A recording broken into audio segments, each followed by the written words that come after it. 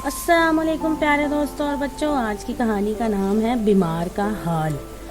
ندھا بیٹا کچھ دیر کے لیے میرے پاس بیٹھ جاؤ، دادی اماں کی آواز آئی۔ دادی اماں میں اسکول کا کام کر رہی ہوں، ندھا نے کہا۔ دادی اماں خاموش ہو گئی، لیکن ان کا دل گھبرا رہا تھا۔ وہ چاہ رہی تھی کہ کوئی ان سے باتیں کرے، مگر سب مصروف تھے۔ دراصل کئی دن سے دادی اماں کی طبیعت خراب تھی۔ ڈاکٹر نے انہیں آرام کرنے کو کہا تھا۔ دادی اماں کے لیے یہ ایک بہت مشکل کام تھا۔ جب وہ صحت مند تھیں تو اپنے آپ کو ہر وقت مصروف رکھتی تھی۔ بیمار پڑ کر وہ کمرے میں قید ہو گئی تھی، گھر کے سب کاموں میں مصروف رہتے۔ ایک دن جب ندھا اسکول سے آئی تو اس کی طبیعت خراب تھی۔ امی اسے ڈاکٹر کے پاس لے گئی۔ ڈاکٹر نے دوا دی اور کہا کہ ندھا اسکول سے کم از کم 2 روز کی چھٹی لے کر مکمل آرام کرے۔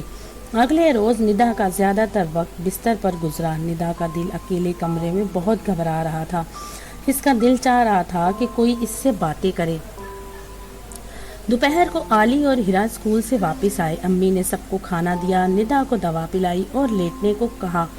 شام کو ابو آئے، ندھا کا حال پوچھا اور اپنے کام میں لگ گئے۔ دادی اماں بیچاری کس طرح وقت گزارتی ہوں گی، ہم میں سے کوئی بھی ان کے پاس نہیں بیٹھتا۔ وہ ہمیں بلاتی بھی ہیں، لیکن ندھا نے سوچا کیوں نہ میں دادی اماں کے پاس لیٹی رہوں۔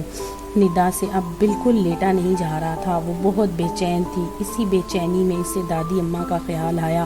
وہ 1 ہفتے سے بیمار تھی۔ یہ سوچ کر وہ دادی اماں کے کمرے میں آ گئی۔ دادی اماں نے اسے پیار کیا، اس کا حال پوچھا، اسے اپنے پاس لٹایا۔ اب دادی اماں کے ساتھ اس کا وقت بھی اچھا گزرنے لگا۔ دونوں باتیں کرتی، دادی اماں ندھا کو کہانی سناتی، ندھا بچوں کے رسالے سے کہانی پڑھتی۔ 2 روز میں ندھا کی طبیعت ٹھیک ہو گئی، وہ اسکول جانے لگی۔ اب ندھا اسکول سے آتی تو دادی اماں کے ساتھ کچھ وقت ضرور گزارتی، انہیں اسکول کے قصے سناتی۔ ندھا کی دیکھا دیکھی علی اور ہیرا بھی دادی اماں کے پاس بیٹھتے اور باتیں کرتے۔ دادی اماں بھی خوش رہتی، اب وہ تیزی سے صحت یاب ہو رہی تھی۔ تو دوستو، اگر آپ کو یہ کہانی پسند آئے تو میرے چینل کو لائک اور سبسکرائب ضرور کیجیے۔